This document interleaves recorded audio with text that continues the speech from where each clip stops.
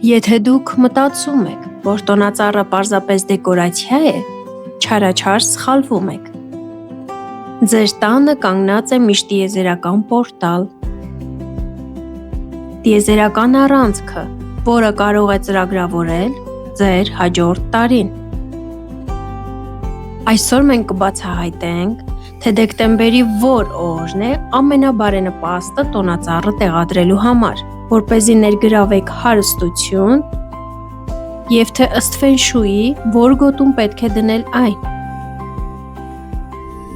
Այս տեսանյութը կփոխի ձեր պատկերացումը։ Մենք կխոսենք գլխիվայր կախված ծառերի միստիկ իմաստի և այն մասին, թե ինչպես են գնդերը ներկայացնում երկնային ոլորտները։ Սակայն, մինչ սկսելը, եկեք հենց հիմա լայքենք տեսանյութը և բաժանորդագրվենք Արգան բլոգին։ Եթե պատրաստ եք, սկսեցինք։ Տոնածառը Եղևնին դարեր շարունակ եղել է ոչ միայն սեզոնային դեկորատիվ տարր, այլև հզոր տիեզերական խորհրդանիշ, որը հայտնի է որպես աշխարհի առանցք։ Էզոթերիկ գիտության տեսանկյունից տոնածառը մեր տանը տեղադրված մոդելային տիեզերքի մանրակերտն է, որը կապում է երկնային և երկրային էներգիաները։ Տոնածառի ավանդույթի արմատները գտնվում են հին հեթանոսական եվրոպական մշակույթներում, որտեղ մշտադալար ծառերը պաշտպանմունքի առարկա էին։ Այս ծառերը, որոնք մնում էին կանաչ նույնիսկ ձմռան ամենացուրտ և մութ ամիսներին, խորհրդանշում էին հավերժ կյանք, վերածնունդ և հույս։ Ձմեռային արևադարձի շրջանում, երբ բնության կենսական ուժը թուլանում էր, մշտադալար ճյուղերը տեղադրվում էին տներում և ամբարներում չար ոգիներին վանելու և ընտանիքին պաշտպանելու համար։ Ժամանակակից տոնածառի տեղադրումը կարելի է դիտարկել որպես գիտակցված միջամտություն տան էներգետիկ դաշտին։ Այս ռիտուալը հակադրվում է ձմռան պասիվ և անկման էներգիային, ստեղծելով կենտրոնացված կենսունակության գոտի։ Այս առումով, տոնածառը հանդես է գալիս որպես դրական չի էներգիայի մագնիս, որը ապահովում է տան բնակիչների հոգեբանական դիմացկունությունը և դրական էներգետիկ հոսքը ցիկլային անկման շրջանում։ Տոնածառը, որպես աշխարհի սյունը,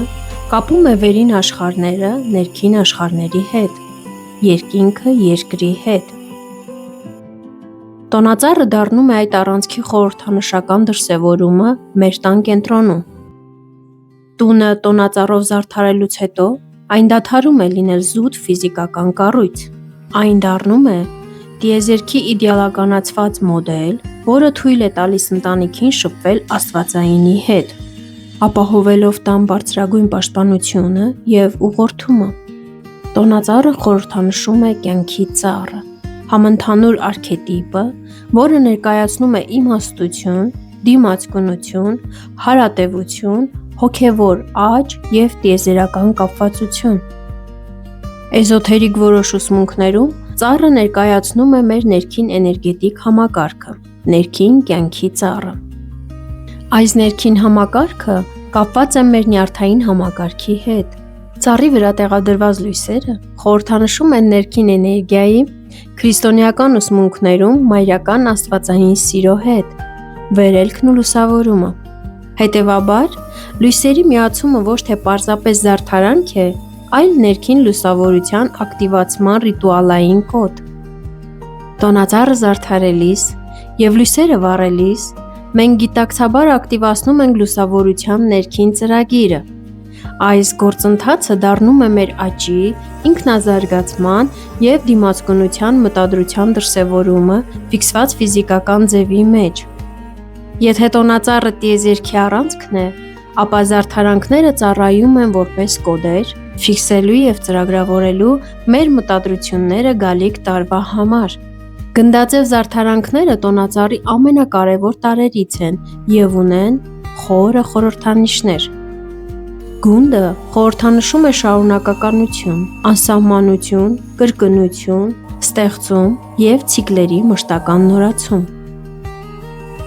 Ըստ էզոթերիկ ավանդույթների, Վառ գունավոր գնդերը ներկայացնում են երկնային ոլորտները և մոլորակները։ Դրանք նպաստում են հոգու կանչին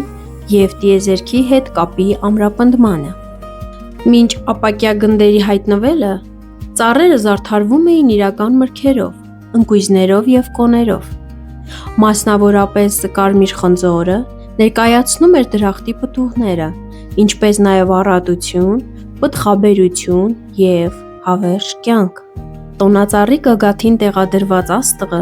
կրում է հույսի և ուղղորդման խորը իմաստ, հատկապես ամենախավար ժամանակներում՝ ձմռանը։ Աստղը գտնվելով ծառի առանցքի ամենաբարձր կետում, ստեղծում է ուղղակի կապ բարձրագույն գիտակցության հետ։ Այն ապահովում է, որ մեր ամանորյա մտադրությունները և ցանկությունները ուղղորդվեն և օրհնվեն տիեզերական լույսի կողմից։ Տոնածառի զարդարումը թույլ է տալիս այն վերածել տարեկան մտադրությունների ծրագրի։ Գույներն ու ձևերը ունեն իրենց էներգետիկ նշանակությունը։ Կարմիրը խորհրդանշում է ուժ, կիրք և կրակի էլեմենտ։ Ոսկին և արծաթը ներկայացնում են հարստություն, բարգավաճում և աստվածային պարգևներ։ Կանաչը խորհրդանշում է բնությունը, փայտի էլեմենտը, իսկ կապույտը խորհրդանշում է ջուրը, ջրի էլեմենտը։ Տեղադրման բարենպաստ օրերը, ըստ էզոթերիկ սկզբունքների, կախված է ոչ միայն ճիշտ տեղից, այլև ճիշտ ժամանակից։ Տոնածառը պետք է տեղադրել այն պահին, երբ տիեզերական էներգիան նպաստում է աճին և ներհոսքին։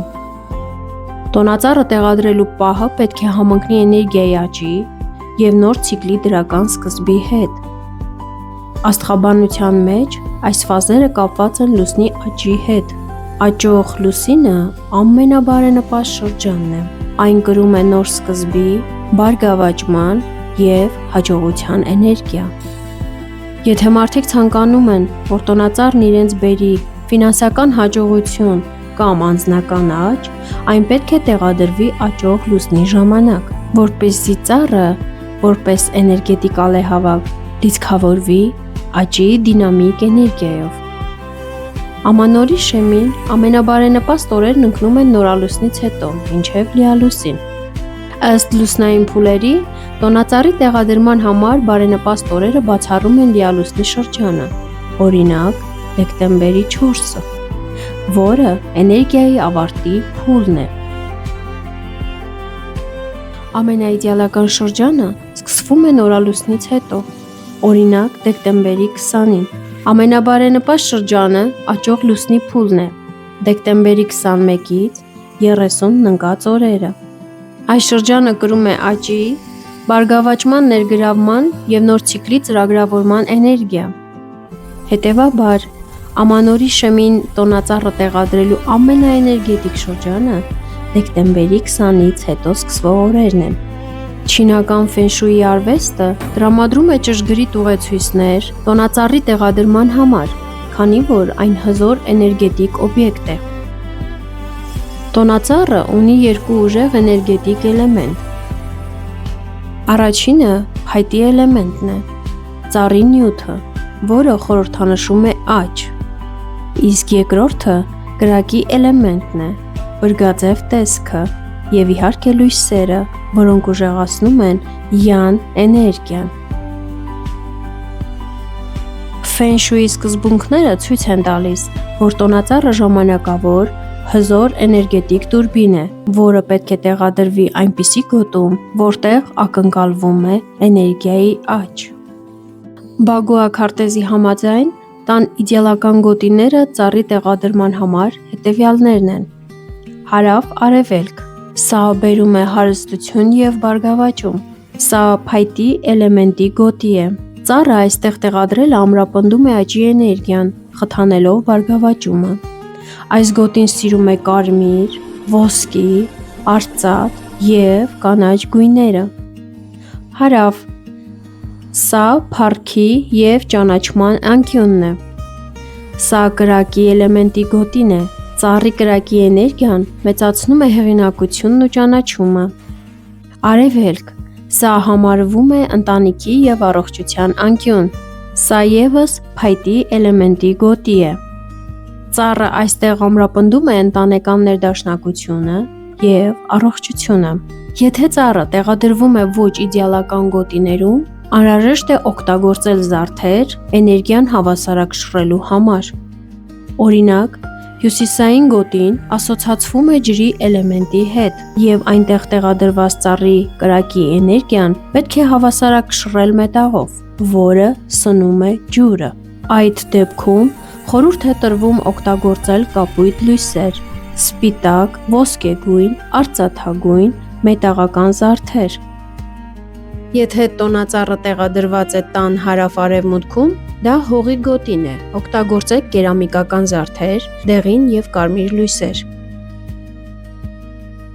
Իսկ եթե հյուսիս-արևմուտքում է տեղադրված, դրանք մետաղի գոտին է, անհրաժեշտ է ուժեղացնել մետաղը սպիտակ լույսերով և մետաղական զարդերով։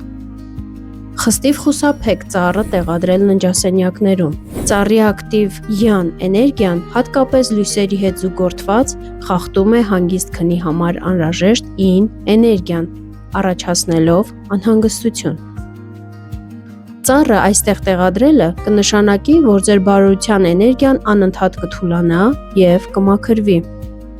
17-րդ և 18-րդ դարերի հարավ-արևմտյան Գերմանիայում, մասնավորապես ցածր դասի ընտանիքներում, տարածված էր ավելի փոքր ծառերը առաստաղից կախելու սովորույթը։ Երբեմն դրանք կախում էին գլխիվայր։ Այս անսովոր ռիտուալը հիմնված էր այն համոզմունքի վրա,